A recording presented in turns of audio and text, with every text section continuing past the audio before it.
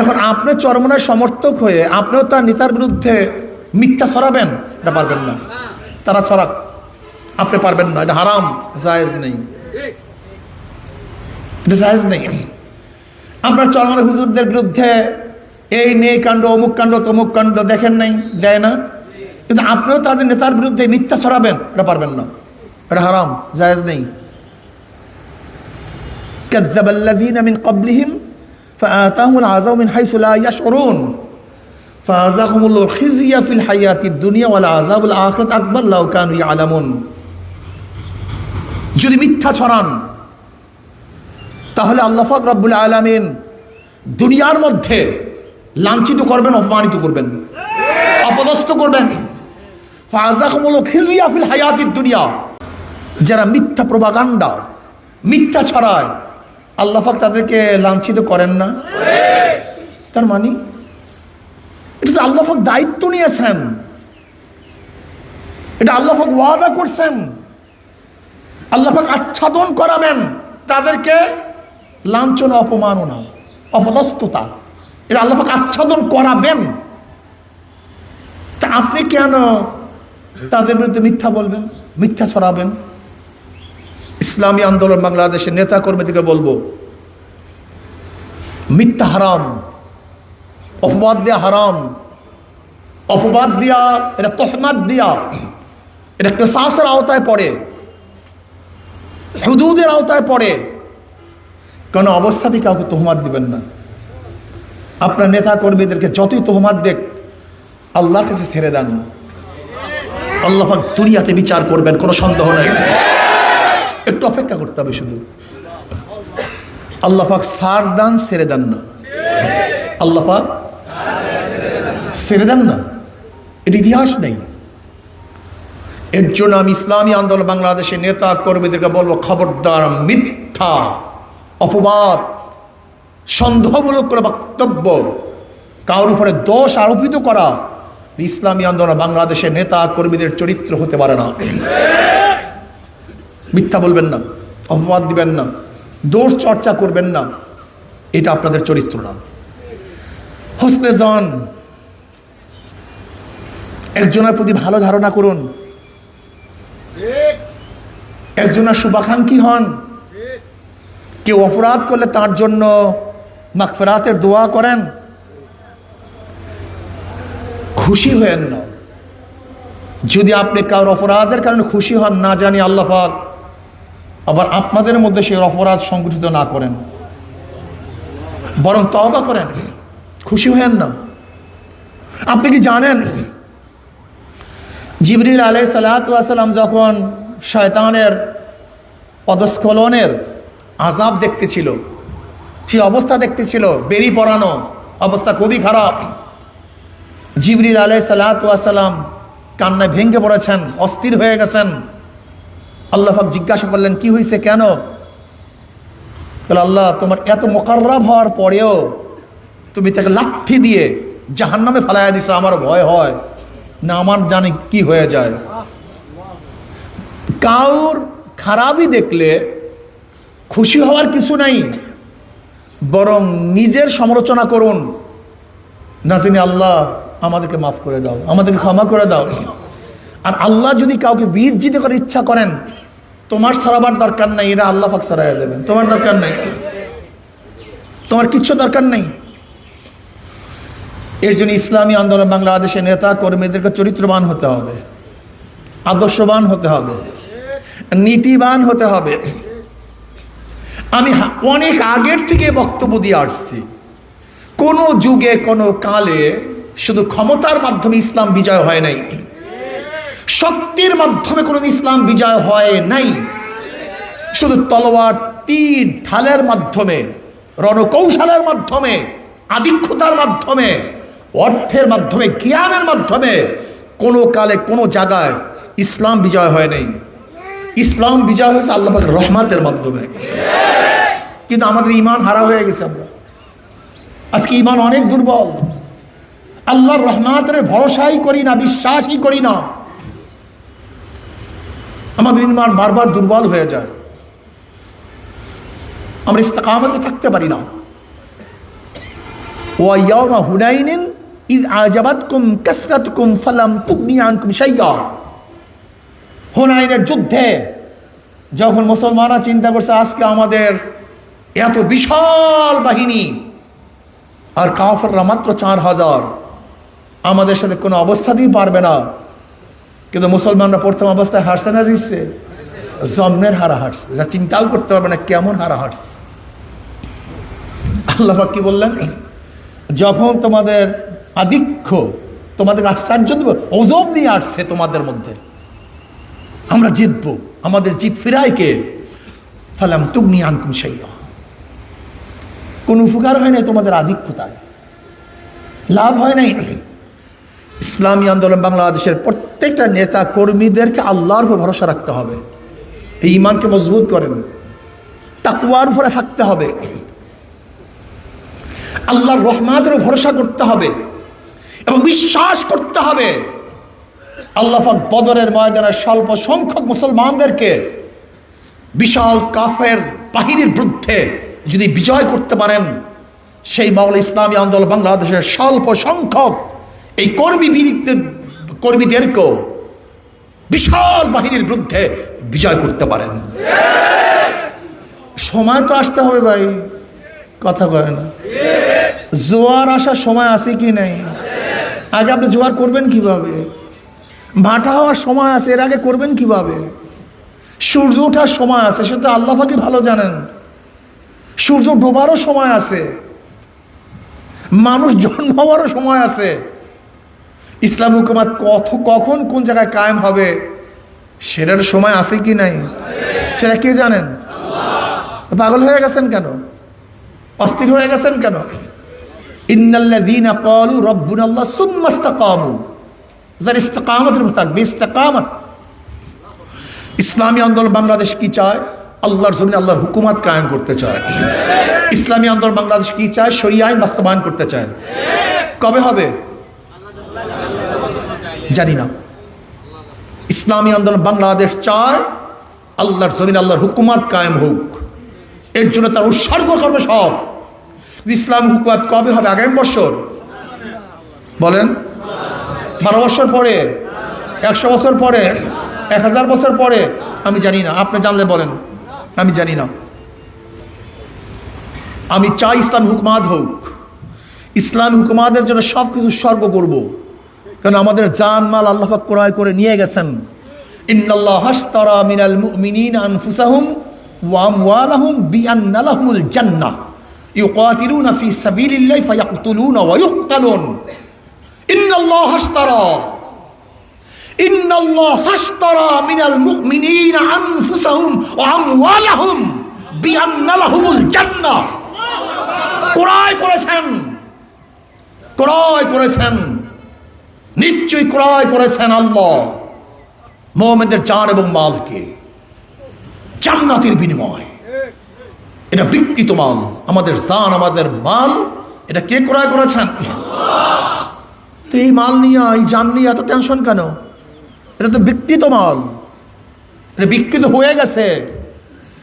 আল্লাহ পাক এই কথা বলেন নাই আমি মুনাফিকদের থেকে, মুশরিকদের থেকে, কাফেরদের থেকে জানমাল কিনছি। আল্লাহ পাক কাদের থেকে কিনছেন? কথা কয় না। যদি আপনি মোমেন হয়ে থাকেন, আপনার জানমাল, কথা কয় না, ব্যাস এটা বিকৃত। যদি মোমেন হয়ে থাকেন, আর যদি মুনাফিক হন, কাফের হন, মুশরিক হন, আপনার থেকে আল্লাহ পাক জানমাল ক্রয় করেন নাই। কাজে বিকৃত মাল নিয়ে এত টেনশন কেন? যখন আল্লাহ পাক চাইবেন দিয়ে দাও, এটা মাল তো তার, এ জান কার, এ মাল কার, যখন চাইবে দিয়ে দাও। তোমার কাছে আমানত, আমানতের মাল যে আমানত রাখে, যখন চায় তখন দিতে বাধ্য হয়। আমার জান মাল আল্লাহ পাক আমার কাছে আমানত রেখেছেন, কিন্তু জান মাল কার? যখন চাইবে দিয়ে দাও, অকপটে দিয়ে দাও। যেমন আমানতের মাল খুশির সাথে দিতে হয়, যার মাল তাকে খুশির সাথে দিতে হয়, বরং দিতে পারলেই খুশি হয়। আচ্ছা, আমানত রাখছে, আমি দিয়া দিছি। ঠিক জান মাল আল্লাহ পাক যখন চাইবেন দিয়া দাও। ফায়াকতুলুন ওয়া ইউকতালুন, তারা মারে এবং মরে। এরা কি করে না, আগে মরে, আগে ফায়াকতুলুনা ওয়া ইউকতালুন, আগে মারে তারপরে মরে। তার মানে মারতে গেলে শক্তির প্রয়োজন হয়, এর জন্য শক্তি সঞ্চয় করতে হবে। ওয়াইদু লাহুম মাস্তাতাতু মিন কুওয়া, শক্তি সঞ্চয় করতে হবে, শক্তি অর্জন করতে হবে। এইটা শক্তি, পাবলিক শক্তি, জনগণ শক্তি। জনগণের চেয়ে বড় শক্তি আর কিচ্ছু নেই, সবচেয়ে বড় শক্তি জনগণ। শক্তি জনগণ। আরে ভাই ওয়াজ তো বুঝেন নাই, আল্লাহ পাক বলেছেন ওয়াইদু লাহুম মাস্তাতাতু মিন কুওয়া ওয়া মিন রিবাদিল খাইল তুরহিবুনা বিহি আদুওয়াল্লাহি ওয়া আদুওয়াকুম, তোমরা শক্তি সঞ্চয় করো। সেই শক্তি কি? জনগণ। শক্তি কি ভাই? শক্তি হলো জনগণ। শক্তি সঞ্চয় করতে হবে, শক্তি অর্জন করতে হবে। কুওয়া, শক্তি লাগবে, শক্তি ছাড়া মারা যায় না, শক্তি ছাড়া। এই জন্য শক্তি অর্জন করতে হবে, জনগণকে সাথে নিতে হবে। জনগণের চেয়ে বড় শক্তি আর কিচ্ছু নেই। ক্যান্টনমেন্ট বড় শক্তি না, কামান বড় শক্তি না, অস্ত্র বড় শক্তি না, বিমান বড় শক্তি না, সবচেয়ে বড় শক্তি হলো জনগণ। যারা বলেন কি? এই জনগণ যার সাথে আছে ক্ষমতা তার সাথে আছে, জনগণ যার সাথে নাই ক্ষমতা তার সাথে নেই। ব্রিটিশদের অস্ত্র ছিল কিন্তু জনগণ ছিল না, থাকতে পারেনি। পাকিস্তানিদের অস্ত্র ছিল কিন্তু বাংলাদেশের জনগণ ছিল না, টিকতে পারে নাই। এরশাদ সাহেবের অস্ত্র ছিল, ক্যান্টনমেন্ট ছিল, জনগণ ছিল না, টিকতে পারে নাই। শেখ হাসিনার জনগণ নাই আর সব ছিল, টিকতে পারে নাই। বুঝাতে পারি জনগণ। এই জন্য দাওয়াত, দাওয়াত দিতে হবে। দাওয়াত দাও, দাওয়াত, দাওয়াত। জনগণকে বুঝাও ইসলাম হুকুমাত কায়েম করতেছে না, শান্তি নাই, শান্তি পাবে না, শান্তি আসবে না। শান্তি কেউ দেখাতে পারে নাই, দেখাতে পারবে না। আর একটা জিনিস বুঝাও, ইসলামের নামে কোনো ভণ্ডামিও বাংলাদেশে চলতে দেওয়া হবে না। নামে বলি ইসলাম, একামতের দিন। আর বেপর্দা মহিলাদেরকে নিয়ে মিছিল করা, এইটা কোন একামতের দিন আমাকে বলো তো? প্রশ্নের জবাব দাও। গালি দেওয়ার দরকার নেই, গালি দেওয়ার দরকার নেই। আপনি বলবেন ইসলাম হুকুমাত কায়েম করব, অথচ বেপর্দা মেয়েরা আপনার স্টেজে বক্তৃতা দিবে, এইটা কোন ইসলাম হুকুমাত? বলেন আমাকে, বলুন। এই ধোঁকাবাজ ইসলাম বাংলাদেশের মানুষ গ্রহণ করবে না, করতে পারে না। আপনি বলবেন ইসলাম হুকুমাত কায়েম করবে, ইস্তেহারের মধ্যে কোনো ইসলাম নাই। আজকে ইসলাম হুকুমাত যারা কায়েম করতে চান তারা তো বিরোধী দলে আছেন। আমি বিরোধী দলের আমির সাহেবকে বলবো, আপনি স্পষ্ট বিল উত্থাপন করুন যে বাংলাদেশ ইসলাম হুকুমাত চাই। যদি বিল পাস না হয় তারা ওয়াকআউট করুন, বাংলাদেশের মানুষ জানুক যে তারা ইসলাম হুকুমাতের জন্য ওয়াকআউট করছে, বারবার দাবি তুলছে।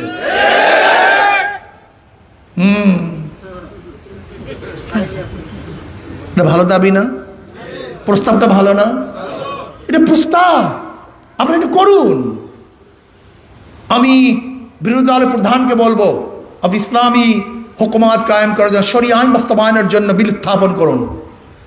এবং সবাইকে বলুন যে যদি ইসলাম হুকুমাত কায়েম না হয় আমরা সংসদ ত্যাগ করব, ওয়াকআউট করব। একটা নজির স্থাপন করুন, মানুষ বুঝুক। এরপরে আপনি ইসলাম হুকুমাত কায়েম করেন, বিজ্ঞ আলেমদের সাথে পরামর্শ করুন, কোনটা ইসলাম কোনটা ইসলাম না সেটা বুঝে শুনে তার ইসলামের কথা বলুন। নিজেদের মন করে ইসলাম বাংলাদেশে সাপ্লাই দেওয়ার চেষ্টা করবেন না। মন করে ইসলাম বাংলাদেশের মানুষ মানবে না, মানুষ মদিনার ইসলাম গ্রহণ করবে। কোন আজীব নিজেদের বানানো মডারেট মডিফিকেশন করা কোন ইসলাম বাংলাদেশের মানুষ গ্রহণ করবে না। আমি বাংলাদেশ সরকারকে বলবো, আপনি ইস্তেহারের মধ্যে যা লিখেছেন এটা বাস্তবায়ন করা আপনার দায়িত্ব। যদি ইস্তেহারের মধ্যে কোনো সরকার বা কোনো দল যাহা কিছু লিখবে এরপরে তারা যদি সরকার গঠন করে নৈতিকভাবে সেটা বাস্তবায়ন করতে তাদের দায়িত্ব হয়ে যায়। যদি এইটা বাস্তবায়ন না করে তাহলে সরকারে থাকার কোনো নৈতিক অধিকার তারা রাখে না। কারণ কি বলেন তো? আমি তো এই ঘোষণা দিছি আমি এইটা করব সেইটা করব, আমি তো ভোট দিছি সেইটা করার জন্য। যদি আপনি না করেন তাহলে তো আপনি নেমে পড়বেন। আপনার তো নামা উচিত, আপনি নৈতিকভাবে এখানে থাকতে পারেন না। আমি সরকারকে বলবো, আপনি যে ইস্তেহার দিয়েছেন পুঙ্খানো প্রত্যেকটা ইস্তেহার বাস্তবায়ন করতে হবে। জুলাই সনদের মধ্যে যেগুলি দেশ এবং ইসলামের সাথে সাংঘর্ষিক না, যদি দেশ এবং ইসলামের সাথে সাংঘর্ষিক হয়, কয়েকটা ধারা আছে জুলাই সনদের, কয়েকটা ধারা আছে ইসলামের সাথে সাংঘর্ষিক। এর জন্য আমি আমার বক্তা থেকে বলবো, জুলাই সনদের বাস্তবায়নের জন্য প্রথমে শর্ত লাগাতে হবে যে দেশ এবং ইসলামের বিরোধী যেই ধারাগুলি আছে সেইগুলি আমরা বাস্তবায়ন করতে দেব না। কিন্তু দেশ এবং ইসলামের সাথে সাংঘর্ষিক না এরকম প্রত্যেকটা ধারাকে আপনাকে অবশ্যই পালন করতে হবে। কারণ এর উপরে জনগণ গণভোট দিয়েছে, 70% উপরে ভোট পেয়েছে।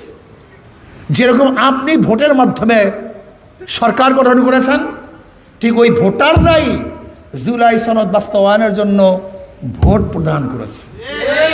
কাজে দ্বিতীয়বার এটা নিয়ে আলোচনা করার কিচ্ছু নেই। কিন্তু যদি ইসলাম ও দেশের কোনো খেলাফ পয়েন্ট সেখানে থাকে সেটা বাদ দিতে হবে।